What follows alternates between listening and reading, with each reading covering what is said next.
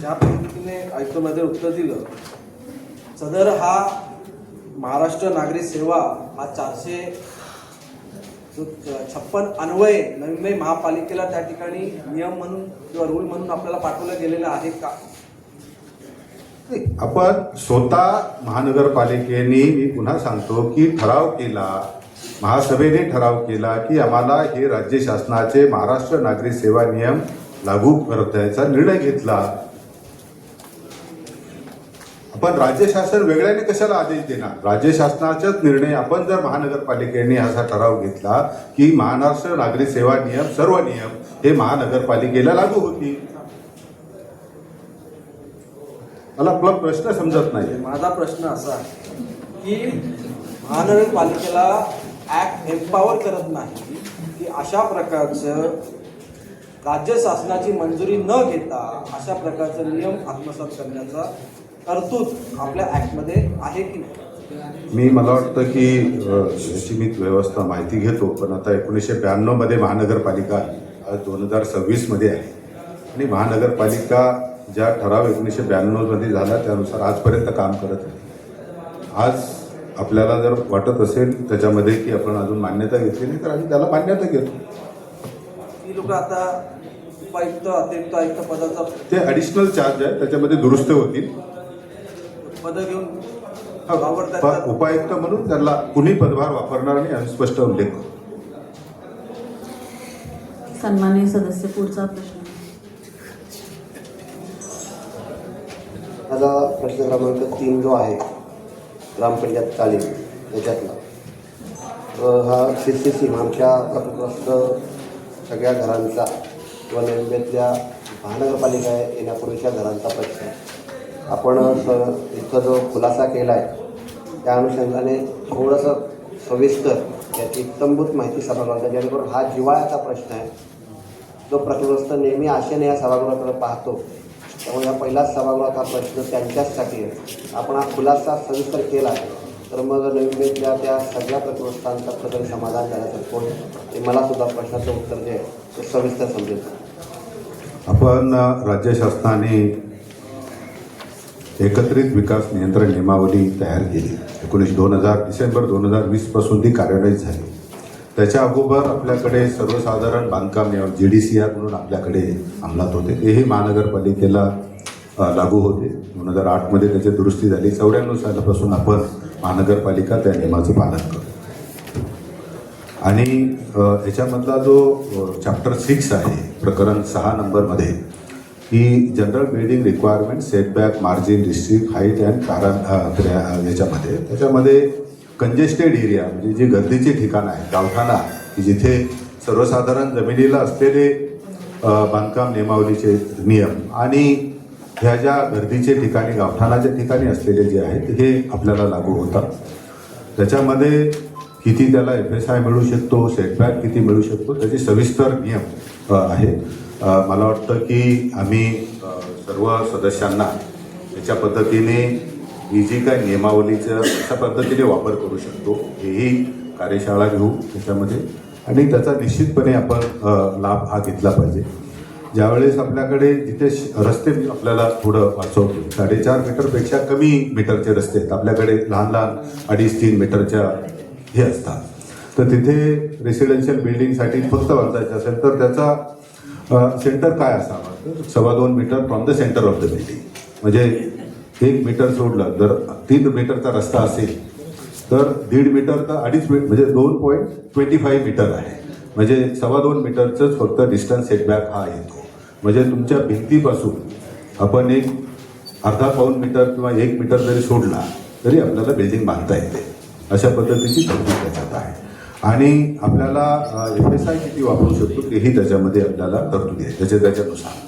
मला वाटतं की ह्या तरतुदींचा फायदा, लाभ घेऊन जर आपण बांधकामं झाली तर निश्चितपणे ही सगळी बांधकामं नियमित होती.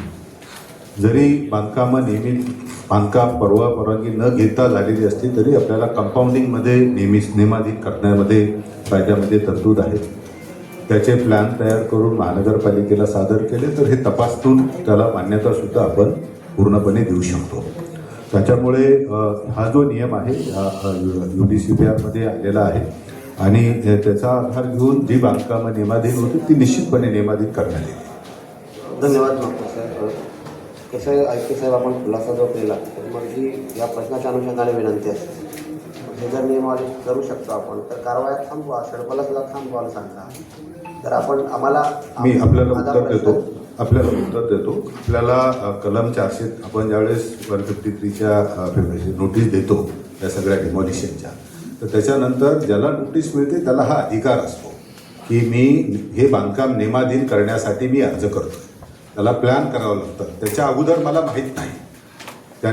त्यामुळे ज्यावेळेस नोटीस येते त्याला अंगभूत अधिकार आहे की या नोटिसीच्या आधारे माझं बांधकाम नियमित करून घेण्याची त्याला एक तिथे संधी मिळते.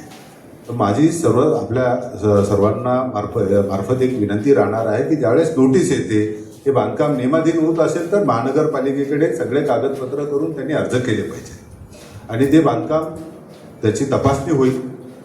हे जे रूल्समध्ये बसलं किती FSI आहे त्या FSIमध्ये बसतो का, सेटबॅकमध्ये बसतो का, आणि त्याच्यानंतर त्याला परवानगी दिली जाऊ शकते. कारण नोटीस हा जो आहे की हा नोटीस उलट मदत मिळतो की त्याच्या आधारे तुम्ही नियमाधीन करण्याला येऊ शकता. सर, पहिला याच्यात खुलासा झाला नाही तो करा तुम्ही की जमीन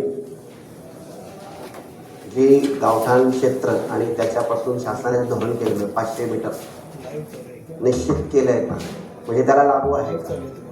समजा घरपट्टीच आहे आमच्याकडे प्रॉपर्टी कार्ड दिलाच नाही आणि ते ग्रामपंचायतीकडे घरपट्टी आहे आमच्या, तर त्याला तुम्ही अधिकृतरित्या ती CC द्याल का? हा प्रश्नाचा गाभा असतो आहे.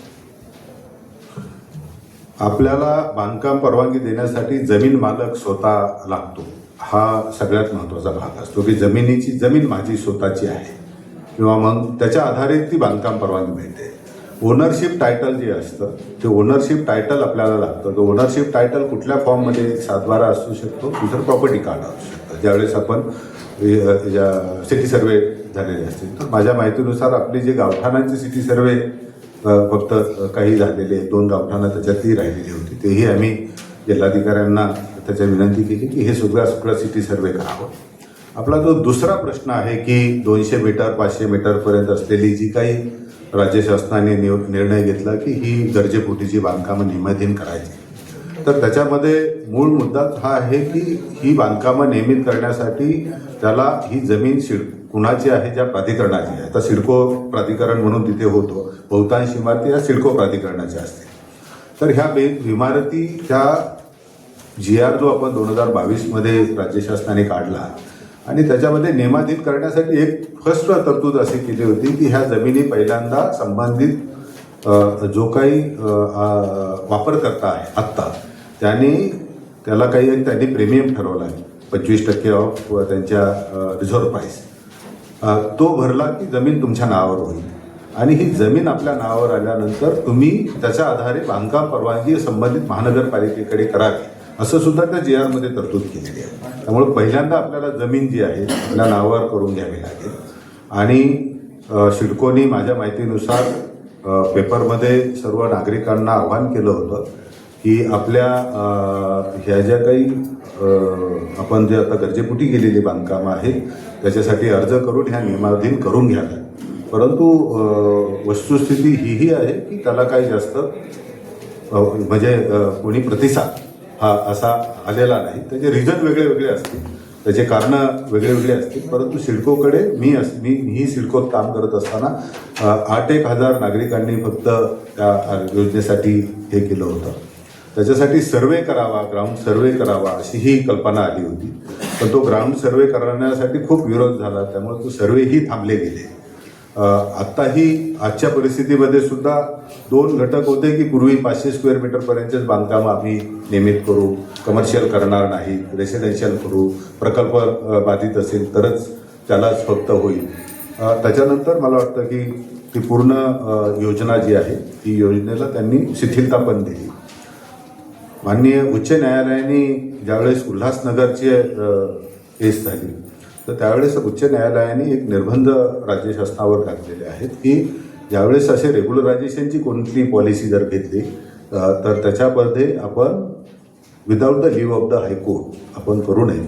त्यामुळे सिडकोमार्फत राज्य शासनामार्फत ही उच्च न्यायालयामध्ये ही जे कार्यवाही करण्यासाठी परवानगीसुद्धा मागितलेली आहे. मला वाटतं त्या परवानगी आल्यानंतर ह्या सगळ्या कारवाया पुढे व्हायला सुरुवात होईल.